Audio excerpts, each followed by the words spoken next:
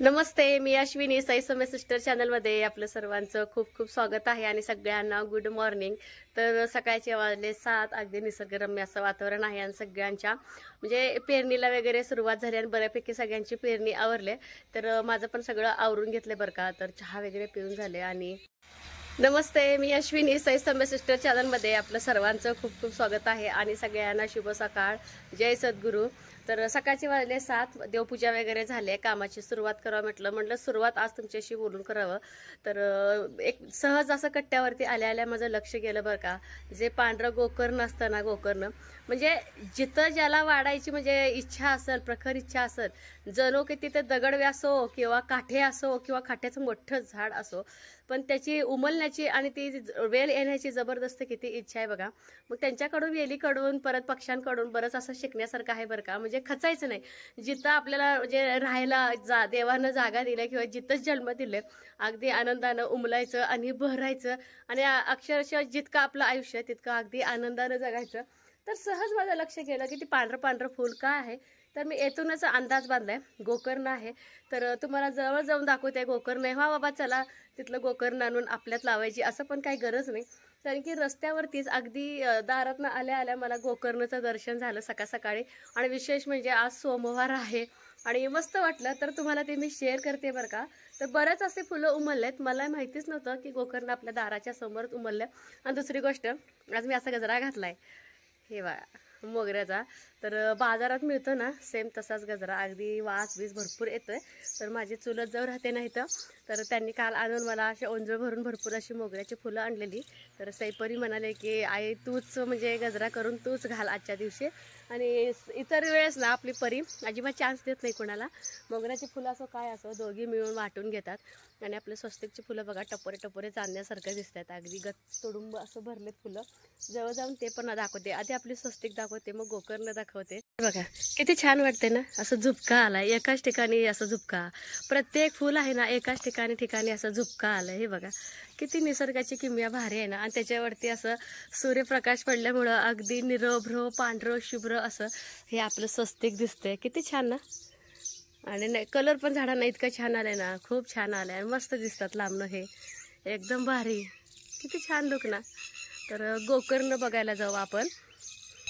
हे आपलं घर आणि आपल्या घराच्या अगदी पुढंच ना असं गोकर्णाचं फूल आलं. हे बघा सहज माझं लक्ष गेलं, बाबळीचं झाड आहे. ह्या बाबळीच्या झाडाला काट्यानेच प्रसिद्धी आलेली आहे, म्हणजे काट्याची बाबळी म्हणतात ह्याला, प्युअर बाबळ. तर का पांढरं गोकर्ण हे काय बघा सोमाच्या दिवशी. आणि असं गोकर्ण आहे ना महादेवाला खूप आवडतं हे पांढरं फूल. आणि विशेष म्हणजे श्रावणात ह्याची म्हणजे खूप महत्त्व आहे बरं का ह्या गोकर्णाला. बघू शकता कसं म्हणजे ह्याची इच्छा झाली असेल बघा ह्या झाडावरती भरण्याची वगैरे. ह्यांना काटे वगैरे टोचत नसतील का ह्या वेलींना. तर ह्यांच्याकडून शिकण्यासारखी गोष्ट आहे. जिथं देवानं दिले जागा तिथं आनंदाने भरायचं. जसं की आता हे गोकर्णाची फुलं बहरलेत हे बघा. तर आमच्या समोरचं जे शेत आहे ना, तर त्यांनी काल पेरणी करून घेतली. तर इथं मला वाटतंय तुरी वगैरे केले असतील बरं का ह्यांनी. तर काल ह्यांची झाली पेरणी. तर गोकर्णाची फुलं मस्त टवटवीत. सूर्य प्रॉपर आत्ता ना डोक्यावर येऊ लागलाय, दिवस चांगला असं उगवलाय. तर छान असं दिवसाची सुरुवात. आणि इतके पक्षी असतात ना इथे, हे शेतामुळे पण आणि आपल्या झाडांमुळे पण भरपूर नाहीत असल्या प्रकारचे आपल्या इथे पक्षी असतात. चला तर मला बनवायचा आहे नाश्ता. तर ह्यांना आज जायचं आहे 7:30-8 वाजता. म्हटलं त्यांनी जायच्या अगोदर उडीद वडा करण्यासाठी आपलं उडीद डाळ भिजत घातले. तर ते दळून घ्यायचे आणखी. आणि शेंगदाणे चटणीमध्ये सॉरी आपलं खोबऱ्याची चटणीची तयारी मी रात्रीच करून ठेवले. फक्त तुमच्याशी शेअर करून तुम्हाला थोडंसं दाखवून पटकन ते पण बारीक. ही बघा पक्षी किती छोटीशी पक्षी आहे, दिसते का, अगदी छोटी पक्षी आहे. किती आवाज आहे ह्याचा. आपल्या परूला उठवणार आहे आता ही.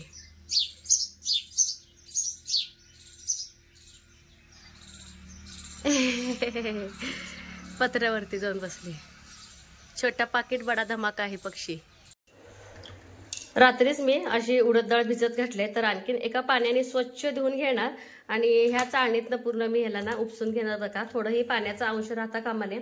तर आपले खोबऱ्याच्या चटणीसाठी बरं का, तर असं मिरची घेतले, परत आपलं फुटाण्याची डाळ घेतले, लसूण घेतले, आलं घेतले आणि खोबरं. तर साखर मी आत्ता जस्ट टाकले आणि मीठ आपलं पूर्ण आपलं खोबऱ्याची चटणीला तडका दिल्यानंतर मी मीठ घालणार. तर साखर ऑप्शन आहे, तर सई परीला साखर वगैरे आवडते बरं का, घातलेलं थोडंसं मी घालते आणि त्यामुळं ना टेस्ट बदलते आपल्या खोबऱ्याची चटणीची. आणि कढीपत्ता. तर सगळ्यात आधी यातलं मी पाणी काढून घेणार. उडदाची डाळ आहे ना कमीत कमी 3 तास भिजत घालणे महत्वाचे आहे. जर 3 तास नसेल तर 6 तास अगदी योग्य. जसे की माझ्या तर अंदाजेनुसार मी संध्याकाळी उडीद डाळ आपलं भिजत घालते, म्हणजे प्रॉपर 6 ते 7 तास होतात. मग सकाळी पूर्ण असं पाणी उपसून घेते. शक्यतो पूर्णाची चाळण किंवा मोदक पात्रच घ्यायचं, म्हणजे त्यातलं जे काही पाणी आहे ते निघून जातं. असं बी आहे का बरं का, बिना पाण्याचं दळावं असं काही नाही. काय काय वेळेस ना इतकं ते ड्राय पडतं ना अक्षरशः मग ते बारीक होत नाही. आज तर मला तसं झालं. मग मला असं थोडंसं डाऊट जर आला तर मी काय करत असते, आधी अंदाज बघते की बाबा चला ह्यात किती पाणी घालावं लागतंय किती नाही, किंवा बिन पाण्याचं. तर मला थोडंसं वाटलं म्हणून मी पहिल्या घालणं तर अजिबात मला पाणी लागलं नाही. जसं पाहिजे होतं तसं मला पीठ तयार झालं आपल्या उडदाच्या म्हणजे उडीद वड्यासाठी. परत नंतर मला थोडंसं पाणी घालायची गरज भासली. तुम्ही घालताना जास्ती घालू नका. एक अंदाज असतो आपल्याचा. आपलं जे नाश्ता करायचा चमचा आहे का त्या चमच्यानं थोडं 1 2 3 चमचे जरी पाणी वतलं तरी बरोबर पीठ आपलं बारीक होऊन जातं. अगदी स्मूथली असं आपण ना पीठ दळून घ्यायचं. जास्तीचं मोठं पण जर ठेवलं ना दाताखाली करकर आवाज होतो. शेवटी उडीद डाळ आहे, जरी भिजली जरी असेल एखादी अर्धी किंवा आखरी जर असेल डाळ तर काय होतं, जेव्हा आपण उडीद वडा टाकतो ना त्यावेळेस ते उडू पण शक्यता असते उडण्याची, कारण की तेल असतं, भरपूर शक्यता आहे. तर आणि दुसरी गोष्ट म्हणजे जरी नाही उडलं तेलामध्ये, जेव्हा आपण उडीद वडा गरम गरम म्हणून खायला जातो त्यावेळी दाताखाली करकर असा आवाज येतो. पण समोर बसणाऱ्या माणसांना काय आवडते, हा बाबा बघा तर ह्याने खडाबिडा बघितला नाही, करकशी आवाज आलाय म्हणजे याच्यामध्ये खडा वगैरे असेल. पण तसं काही नसतं. जे काय आपलं उडदाची डाळ आहे का ते कडक होऊन जाते. तर पीठ माझं पूर्ण आपलं दळून झालंय आणि इकडं लागलंच म्हटलं आपल्या चटणीची वगैरे पण तयारी लागलीच करून घ्यावं. सकाळी ह्यांना जायचं असतं तरी मी ह्यांना ना थांबून घेतलं होतं. एकदा गेले की मग 12 साडेबारा त्यांना यायला वाजतात. मग ऊन पण आता 5-6 दिवस झालं भरपूर पडते, पाऊस गेल्यामुळे आता आभाळाचं ऊन भरपूर लागते. तसंच ह्यांना बोलले मी की तुम्ही आता नाश्ता खाऊनच जा, किती एवढं उशीर लागणार आहे, कारण की असं मी सांबर वगैरे काही बनवणार नव्हते, फक्त आपली खोबऱ्याची चटणी आणि उडीद वडा. तुम्हाला सांगू का, खोबऱ्याची चटणी मी डायरेक्ट तडका देणार आहे. जसं की किती तुमचं खोबऱ्याचे म्हणजे चटणी आहे ते एका पातेल्यात काढून घ्यायचं, मस्तपैकी कडे ठेवले, त्याच्यामध्ये तेल जिरं मोहरी आणि आपलं लसूण तर चटणीमध्येच असतं. तर बस इतकंच तडका द्यायचं कढीपत्ता वगैरे टाकून. 1 नंबर अशा पद्धतीने चटणी होते. तर मला साखर लागते थोडीफार, साखरेने तुम्ही करून बघा, खूप छान टेस्ट येते. बरेच जणांना ना चटणीमध्ये साखर घातलेलं आवडत नाही. मी म्हणते आपला नाश्ता करायचा 1 चमचा 2 चमचा तुम्ही घालून बघा, नाही त्याची टेस्ट वेगळी आली तर बघा सेम हॉटेल टाईप असं आपलं चटणी तयार होते. आणि मुलं पण आवडून खातात. ज्यांना कुणाला असे पदार्थ आवडत नाही ते सुद्धा सुरुवातीला सईपरी इडली डोसा काहीच असं उत्ताप्पे म्हणा 12 वाजता जागून तुम्हाला विश करतोय. तुम्ही काय केलं नाही मला उठवायचं.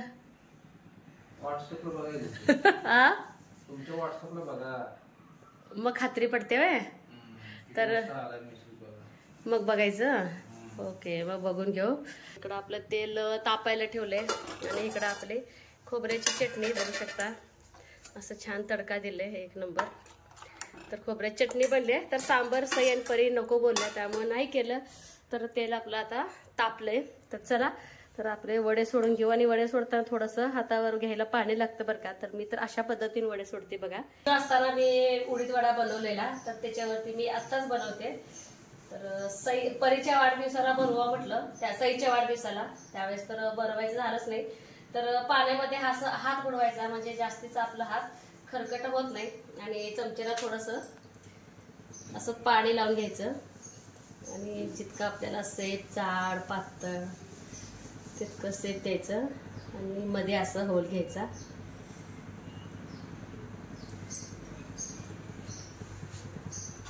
तर निवांत आपला वडा जातोय तेलात. तर दुसरा पण सोडून घेते सेम अशाच पद्धतीचा. पाण्याचा हात घ्यायचा आणि चमच्याला पण आपल्याला पाणी लावावंच लागतं बरं का, त्याशिवाय वडा खाली पडत नाही. तर जितकं पाहिजे तितकं. कणकोण हाताने पण सोडतं बरं का, हाताने पण पटकन येतं. पण मला जरा असंच बरं पडतं, हाताला पोळ्याची शक्यता असते त्यामुळे मी असं चमच्यानं सोडते उडीद वडे. सेम हीच प्रोसेस.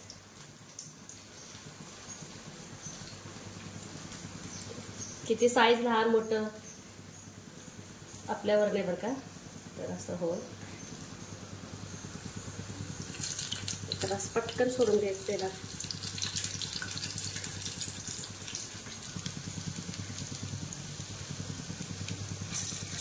तर 4 सोडले मी.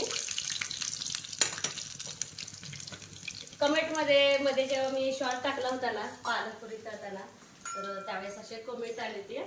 तर बहुतेक ते आपल्या रेग्युलर ताई नसणार आहे, त्यांना माहित नाही. मग मी सुरुवातीला झारा वगैरे वापरत नाही, त्यावेळेस ना मला असं चमच्याच बरं पडतं बरं का. तर चमच्यानं कसं एकदम कम्फर्टेबल पण वाटतं आणि पटकन आपल्याला हलवायला येतं. आणि हा चमचा माझा ना डेली तेलाच्या भांड्यामध्ये यूज करताना तुम्हाला दिसत असेल, जेव्हा मी चपात्या वगैरे बनवते नेहमी तेलाच्या भांड्यात हा चमचा असतो, त्यामुळे मी हा चमचाच घेते. हे असं पलटायला वगैरे मला बरं पडतं बरं का. तर जास्तीचं अडचण येत नाही करताना. आणि जेव्हा आपल्याला काढायचं असतं त्यावेळेस मात्र मी झारा वापरते. तुम्ही पण आज करून बघा. बरेच जण काय करतात, झाऱ्याच्या सोबत उलटे वगैरे घेतात, पण कशाला एवढं मोठ्या भांड्याचं काम आहे, आपलं चमच्यानं पटकन होऊन जातं. तर अगदी सावकाश गडबड न करता आपलं उडीद वडांना तळून घ्यायचं, कारण की आतमध्ये कच्चं राहण्याची शक्यता असते. आणि कोण कोण पिठामध्ये ना कोथिंबीर घालतं, जिरं घालतं, परत मिरची घालतं. ती तिन्ही पण आवडत नाही परीला, मग ते सगळं काढून द्यावं लागतं, मग ते काहीच परवडत नाही सगळं घालून. त्यापेक्षा मी आहे असं मीठ घालून प्लेन मी आपला उडीद वडा बनवत असते. तर चला हे तळून घेते आणि ह्यांना पण असं सोनेरी कलर येईपर्यंत ना सावकाश दमादमानं आपलं तळून घ्यायचं. तर हे आपला उडीद वडा आहे ना तर तयार झालाय.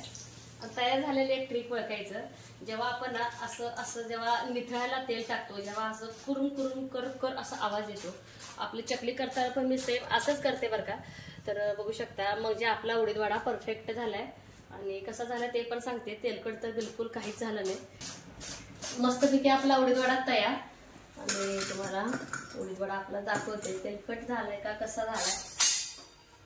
हे बघा अगदी मस्त असा आपला उडीद वडा अगदी गरमागरम आहे, तसंच मी पकडले. आणि विशेष म्हणजे तेल वगैरे ह्याच्यावरती काहीच राहिलं नाही.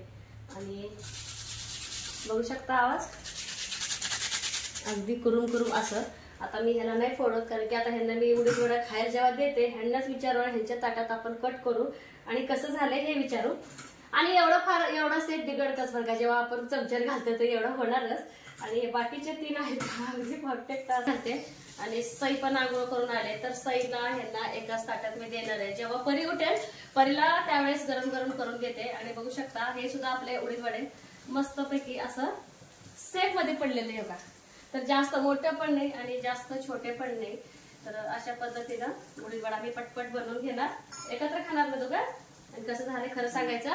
आणि आई बाहेर गेलेत, बाहेर म्हणजे कवट्याला गेलेत, तर एका पाहुण्याला बघण्यासाठी. आई पण येते 9-10 पर्यंत. आई आली की आईला गरम करून दे आणि परी उठली की परला गरम करून दे. होय कसं झालं टेस्ट? सई कुरुम कुरुम झालं ना. जर आपल्याला ना चमच्यानं टाकायला नको वाटत असेल तर असं पीठ घ्यायचं, फक्त अंगठा ह्याच्यामध्ये असं स्प्रेड करायचं आणि अंदाजानं असं सोडायचं. परत असं पाण्यामध्ये हात बुडवायचं. हे बघा पाण्यात परत असं हात बुडवायचं. परत आपल्याला जितकं पीठ घ्यायचंय तितकं पीठ घ्यायचं आणि हाताने असा गोळा करायचा केला. परत अंगठा ह्याच्यामध्ये असं दाबायचं. जर आपल्याला स्पीड न करायचंय, खूप गडबड आहे, तर त्यावेळेस असा उडीद वडा सोडायचा. मग मी शक्यतो काय करते, काही चमच्यानं सोडून परत नंतरचे जे उडीद वडे आहेत ते असं हाताने सोडून घेते. तर असे पण उडीद वडे खूप छान. आणि ह्याचं पण तुम्हाला सेप दाखवते. सेम जसं आपण चमच्याने टाकल्यानंतर उडीद वड्याचा सेप येतो, सेम तशाच प्रकारचा सेप येतो बरं का. तर बघू शकता. तर हाताने सोडलेला पण उडीद वड्याचा सेप अगदी व्यवस्थित येतो. तर ह्याला आता तळून देते.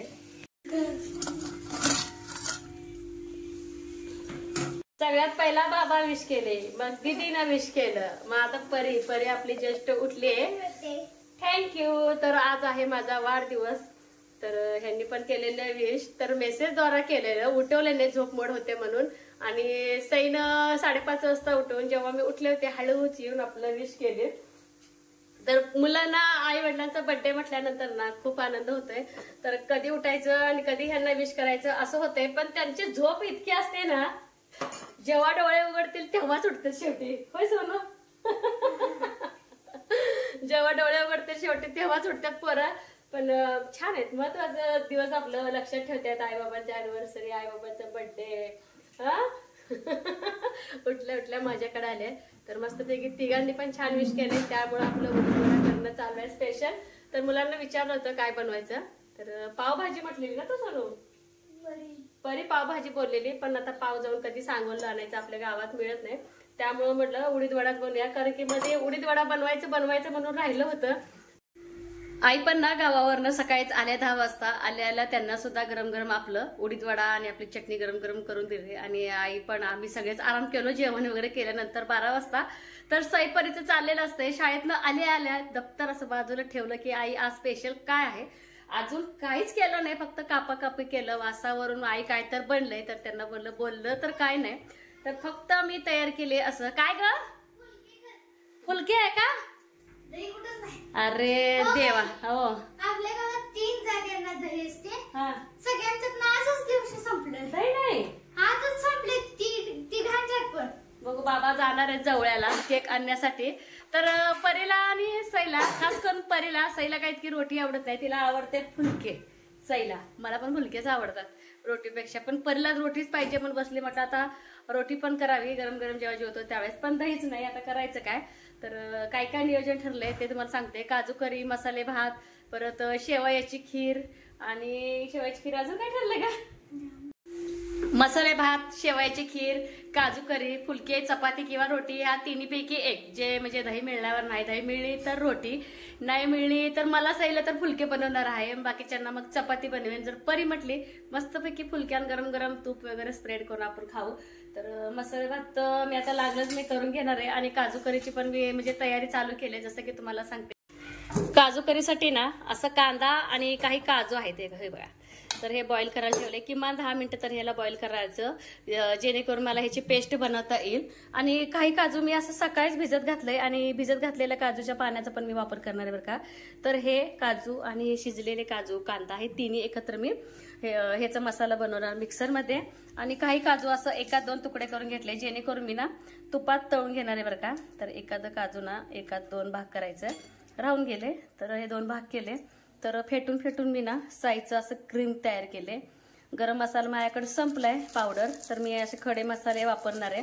तर एक कांदा, टमाटर, परत हिरवी मिरची, लसूण आणि आलं ठेचलेलं आणि कोथिंबीर, बस इतकंच लागतं काजू करीसाठी. बाकीचं काय लागत नाही. जसं की दुसरं आपलं धना पावडर, लाल तिखट, हे तर आपल्याला माहितीच आहे, हे मसाले वापरायचं आहे.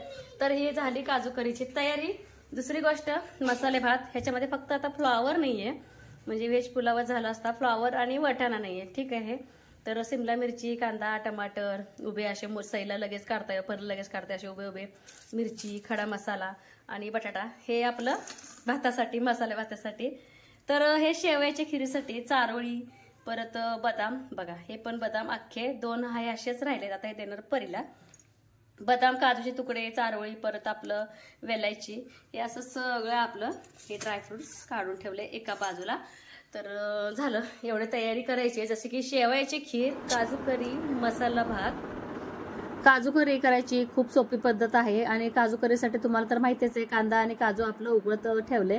एका बाजूला मसाले भात करावं म्हटलं. मसाला भाताची अनेक वेळा मी रेसिपी टाकलेला आहे, पण जे कोणी नवीन सबस्क्रायबर आहेत ना त्यांना मी आणखीन एकदा करून दाखवणार आहे. कारण की मसाले भात माझा ना एक प्रमाणबद्ध, म्हणजे पाणी किती कुकरमध्ये ठेवायचं, किती शिट्ट्या ठेवायच्या, आणि किती शिट्ट्या ठेवल्यानंतर आपलं कुकरमध्ये भात सुटसुटीत होतो, किंवा एखादी शिट्टी जास्त झाली, करपाला वास लागतो, करपतो, मग ते भाताचा काय उपयोग नाही. तर त्याचे काही ट्रिक आहेत, ते आता ट्रिक मला इतकं म्हणजे परफेक्ट झालेत ना, तर कसंही काही जरी केलं अगदी व्यवस्थित सुटसुटीत असा आपला मसाला भात तयार होतो. तर इकडं आपलं कांदा आणि काजू जे आहे का पूर्ण असं शिजून निघालं आहे. पाण्यापासून कांदा आणि काजू पूर्ण वेगळं करून घ्यायचं. आणि गरमच आहे, काय प्रॉब्लेम नाही. उलट गरममध्ये मिक्सरच्या भांड्यामध्ये भरपूर असं बारीक म्हणजे होऊन जाते पेस्ट. लागलंच म्हटलं पेस्ट करून घ्यावं. आणि सकाळी काही भिजू घातलं होतं मी काजू. का सांगते, भिजत घातलेले काजू जरा म्हणजे लगेच बारीक पण होतात आणि ते टेस्टी पण लागतात बरं का. तर हे सगळं आता मिक्सरमध्ये मी बारीक करून घेणार आहे. तर मिक्सरमध्ये बारीक करून घेतल्यानंतर बघू शकता अगदी दुधाप्रमाणे पांढरं शुभ्र असं आपलं वाटण तयार झालेलं आहे. तर इथं मी घेतलंय पॅन. तर त्याच्यामध्ये मी आज ना काजू करी प्रॉपर तुपात करणार आहे. कोण बटर यूज करतं, तर कोण प्युअर तेल यूज करतं. तर माझ्याकडे बटर वगैरे तसलं काय नाही, बटर म्हणून मी आज घरचं तुपच वापर करणार आहे. जर काजूचे 2-2 पाकळ्या केलेले एकात, तर मस्तपैकी असं तुपात भाजणं माझं चालू आहे. जितकं छान तुम्ही काजू भाजताल तितकं म्हणजे टेस्टी लागणार आहे बरं का. आणि त्याला एक कडकपणा येतो आणि छान लागतं आपल्या काजू करीमध्ये. तर तुपामध्ये पूर्ण एकसारखं मी आपलं काजू तळून घेतले. तर तर भरपूर तूप असेल ते शिल्लक आहे, त्याच्यामध्येच आपलं थोडंसं जिरे टाकलं, मोहरी टाकलं, त्याच्यानंतर खडा मसाला टाकले. खडा मसाला शक्यतो वापरत नाही मी, पण माझ्याकडचा जो गरम मसाला होता तो संपलाय. गरम मसाला वापरला तरी पण चालते. तर 2 कांदे आणि 1 टमाटर आणि हिरवी मिरची 4-5 असं बारीक कापून घेतलेलं होतं. तर एकसारखं हलवत राहायचं आणि एक जीव करायचं.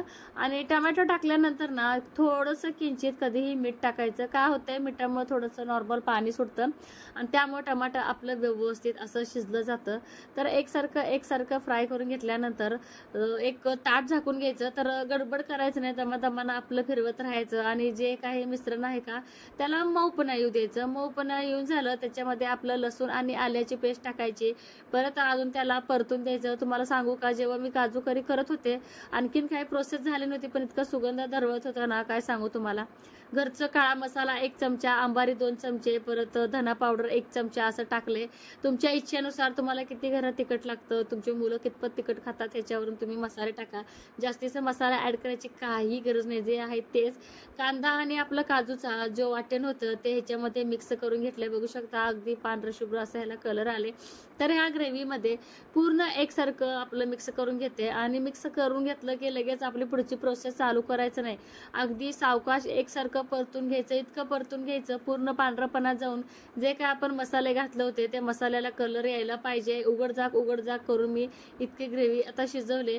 तर काजू करी करताना जास्त पातळ रस्सा बनवायचा नसतो. सुरुवातीला मी 2 वाट्या घातल्या असं अंदाजे. का सांगते, एक 5 ते 10 मिनिटं ग्रेव्हीला मी शिजवणार आहे आणि आपोआप आपलं ते जे काय आपण पाणी टाकलेलं होतं ते एकदम कमी होऊन जातं. आणि तळलेलं काजू टाकले. तर थोडे साय होती माझ्याकडे, साय फेटून त्याची क्रीम बनवलेली ते सुद्धा मिक्स केले. साईचं क्रीम टाकलं ना थोडंसं रिच पण येतो, असं फिलिंग येते की आपण हॉटेलमधलं काजू करी खातोय. सगळ्या शेवटी आपलं कोथिंबीर बघू शकता किती घट्ट ग्रेव्ही अशी झाली. असं वाटतच नाही की घरात बनवले आणि सगळे इतके आवडीनं खाल्ले, अक्षरशः चाटू पुसून. एरवीची भाजी खाणार नाही सई बरी आणि तिची मैत्रीण, पण आज तुम्हाला काय सांगू, अगदी मस्तच असं बाहेर बसून जेवलेल्या गार हव्यात.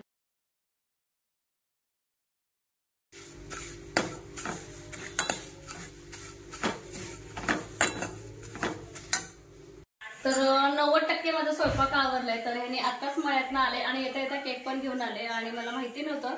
तर स्वीट ह्याने आणणार आहे. तर माझं बनवलं हे बघा, आपलं हे शेवयाचं खीर. तर छान असे चारोळे वगैरे घालून, चारोळेवाला शेवयाची खीर खूप आवडते. असं शेवयाची खीर बनवले. परत तुम्हाला तर माहितीच आहे आपली काजू करी, तर तुमच्याशी शेअर करत मी बनवले. तर बघू शकता जास्त पातळ पण नाही, काय नाही, अगदी हॉटेलमध्ये असते सेम तशीच ग्रेव्ही आहे. आणि मसाले भात दाखवते. मसाले भात पूर्णच बघू, तर त्याला मी आणखीन हलवलंच नाही. हे बघा आपलं मसाले भात आणि आता मी कोथिंबीर घातली आणि अगदी सुटसुटीत असा आपला मसाले भात झालाय. बघू शकता दाणं ना दाणं आपलं मोकळं झालंय. आणि दुसरं काय केलं ते सांगते. ह्यांनी येताना दही आणायला सांगितलं मी ह्यांना, तर दही आणले. तर आपल्या रोटीचं पीठ मी मळून ठेवलंय, जसं की दही, सोडा, मीठ. आणि बघू शकता पीठ फुलू लागले आणि भरपूर असं मी ह्याला मळून घेतले. तर जेवतानाच्या वेळेस रोटी करणार, तुम्हाला तर माहिती आहे रोटी जर गार खाल्ली तर आता खरी अजिबात चावली जात नाही. आणि का कॅरी बॅगमध्ये मी असं ठेवले जेणेकरून ती मऊ राहावं यासाठी. आणि बासुंदी आणले ह्यांनी, तर बासुंदी. तर गोडाचे प्रकार 2 झाले. तर हे बोलतात की पापड नको करू आता, लय झालं काय त्यामुळे मी आता ते पापड तळायचं कॅन्सलच करते. तर बरंच झालं, काजू करी, मसाले भात, परत शेवयाची खीर झाली, बासुंदी झालं आणि आपली रोटी आहे. आणि आता केते चहा आणि मी पण पटकन तयार होते. तर पोरं कधी तयार होती आई असं बोलतात. ऑलरेडी परी हो का माझ्या अगोदर बर्थडे कोणाचा आहे का माहिती, परी तयार होऊन आले. म्हणजे आधी यांना चहा, मी पण ऐकून सगळेच पेतो आणि पटकन बर्थडेसाठी तयार होतो. बर्थडे झाला की त्याच्यावरती मी रोटी बनवणार आहे, जेणेकरून ना मला या तव्यावर म्हणजे असं पकड करायची पण गरज नाही. पटकन मला असं उलटा करायला येईल. त्यामुळे मी हँडलचा तवा बेडवरनं काढलेलं आहे लग्नातलं. तर चला चहा घेतो. तर माझ्याच बर्थडेसाठी मी अशी तयार झाले. तर जास्तीचं काही नाही मेकअप, साधं आपलं लग्नातलं हे माझं मंगळसूत्र आणि दररोजचं वापरायचं मंगळसूत्र. तर कानातलं वगैरे काही बदललं नाही. सई परी बोलल्या की आई तू ह्याच्यावरती काय नको करू. आणि दुसरी गोष्ट आंबाडाच बांध असं बोलल्या. तर आणि गजरा हे बघा सईनं आपलं इथं मला असं गजरा घातलाय आंबाड्याला. तर आजचा जो गजरा आहे ना ओरिजिनल गजरा आहे. बरेच कमेंट यायची की ताई तू डुप्लिकेट गजरा नको वापरू. काय होतंय खेडेगावात एखाद्या वेळेस मिळतं एखाद्या वेळेस मिळत नाही. तर म्हणजे जावेळेस मला माहिती नव्हतं की आज माझा बर्थडे. तर काल सहज आणून परीकड दिली माझे चुलत जाऊबाई की घेऊन जा तुझ्या आईला. तर ते गजरा आज मला उपयोगाला आला बरं का. तर सई परी दोघी सुद्धा तयार होतात आणि आजचं हे साधं सुद्धा लुक कसं वाटतंय हे मला नक्की सांगा बरं का. ही आली सौम्याची मैत्रीण. तर ही आपल्या परीची बेस्ट फ्रेंड आहे. बेस्ट फ्रेंड नाव सांग तुझं काय आहे? श्रेया. आपल्या सौम्याची बेस्ट फ्रेंड आहे. कशी आहे? तर किती लांब राहते मळ्या. तर माझ्या बर्थडे साठी आले होय. परीच्या मैत्रिणीला मानायला पाहिजे का नाही. बस दादा ए पिलो बसा बसा बसा बसा. हा दादा पण आलाय की. श्रेया तयार छान झाली का नाही काकी? हा झाले. बसा पाणी आणू तुला. छान सगळे आता एकत्र आलंय आणि सगळं दिव्या आरतीपासून सईपर्यंत तयार केलंय. केक मात्र ह्यांनी आणून ठेवलं बाई फ्रीज मधलं. एवढं म्हणजे मस्तपैकी तयारी चालू. दिवा पण बाबांनीच लावले हे तुम्हाला लवकरच कळेल. आणि श्रेया पण आलाय. श्रेयाचा भाऊ पहिल्यांदा आलाय. छानपैकी मस्त जेवून जाणार आहे आता. होय घरी जसं आले सईपरी तर इतकं उत्साहात होते ना आई बर्थडे कधी करायचा. तर आले आले त्यांचं चालूच होतं. आधी हातपाय धुवा फ्रेश व्हा चहा दूध प्या थोडंसं अभ्यास करा असं बोलली. मग बर्थडेची तयारी करूया. तर हॉलमध्ये येऊच नको बोलतात कारण की त्यांचं काय तर काय चालू असतं. तुम्हाला तर माहितीच आहे. काय तर फाडकाम नाही तर काहीतरी रंगकाम असलं त्यांचं चालू असतंय. तर ही आहे श्रेया. तर आपली सौम्याची मैत्रीण आहे बरं का. तर सौम्यासारखीच आहे ही पण हट्टी. जसे की बघा तर कोण असं येतं आपल्या मैत्रिणीच्या आईच्या बर्थडेला आपण श्रेयाला मानायलाच पाहिजे. Happy birthday to you.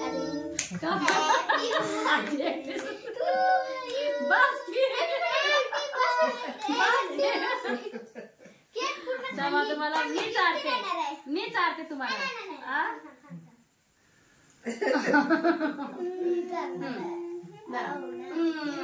श्रेयसला थोडं जा.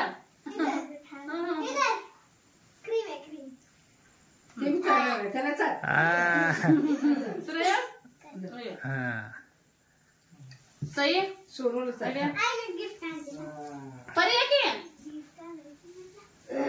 आहो तुम्हाला camera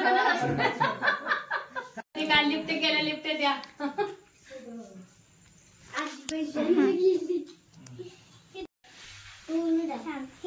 I love you mom. Happy birthday Maugham. की बाई ह्यात काय आहे एवढं बॉक्स करून माझ्या लेकीनं इक्लेअर चॉकलेट दिलंय हे महत्वाचं आहे. आणि ह्याच्यामध्ये काय तर काय आहे अजून. अरे बाबा सोन दाखवू ग. जैसे जल के बिना कल नहीं वैसे माँ बाप के बिना मैं नहीं. वाह you are so kind be women's. माझे विचार आहेत. I love you mom. Happy birthday. आणि माझं असं चित्र काढले आई आणि माझ्यासाठी खास चॉकलेट. तर सगळ्यात बहुमोल भेट आहे. तुमच्यापेक्षा पण भारी भेट आहे. तुम्ही काय पण केलं नाही मला दिलं नाही. मुलीने दिलं मला माहितीये का. परीचं गिफ्ट बाकी आमच्या दोघांचं मिळून आहे. तर सई आणि परीचं खरंच सई आणि परी दोघींनी मिळून खूप छान असं गिफ्ट दिलं. तर आईने दिलं 50-50 रुपयाचे 2 नोटा. त्यांचे किस्सा सांगणं असं चालू होते की दर पौर्णिमेला आम्ही मंदिरात जात असतो. तर 5-5ची नोट आहे म्हणून देवळात ठेवायला गेले होते. तर पूजानं सांगितलं काकू 50-50 रुपये. तर श्रेयानं पण मला चॉकलेटचं एक पूर्ण पुडा आणि 2 बिस्किट पुडे आणलेले. तर आमची चेष्टा मस्करी चालू आहे. तर आता काकी दररोज एक चॉकलेट खाणार. लहान मुलांचं काय आनंद त्यांना म्हणजे प्रश्न पडतो काकीला नेमकं काय द्यावं. तर यांचं डोकं बघा मस्तपैकी चॉकलेट आणि पार्लेजी बिस्किट दोघांनी आणलेलं होतं. मनू तर मनू बरोबर यांचं खेळणं चालू आहे. तर पटकन मेल्ट व्हायला लागला. आईस्क्रीम केक आहे. पटकन ह्यांना ना केक देते. दूध आले दूध तापवते. तसं प्लेट आणि चमच्याकडे परिचय चमच्याकडे पटकन. तर इथं पीसेस करणं चालू आहे मुलांसाठी. ओळखत नाही का तुला म्हणून असं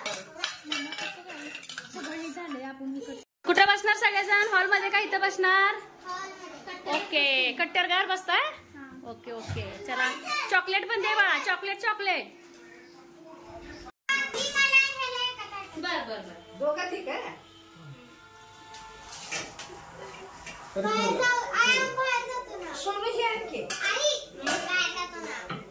बच्चे कंपनी ना सगळे जमा झाले. रोटी खाण्यासाठी गरमागरम रोटी देणार आहे. ही बघा आपलं रोटी एक नंबर. तर मस्तपैकी श्रेयस, सई, सौम्या सगळ्यांना पंगत मारून देणार आहे गरमागरम. तर ही बघा ही आपली रोटी अगदी परफेक्ट अशी आपली रोटी तयार झालेली आहे, अगदी हॉटेल टाईप. तर अशा पद्धतीने घरच्या घरी रोटी पण एक नंबर लागते. तर मुलं असं बघा, जरा मुलांना दाखवा की कशा मुंग्यासारखी जमा झाली ती. तर मुलं वेटिंग मध्ये, काजू करी, बासुंदी, शेवायची खीर, रोटी. आहा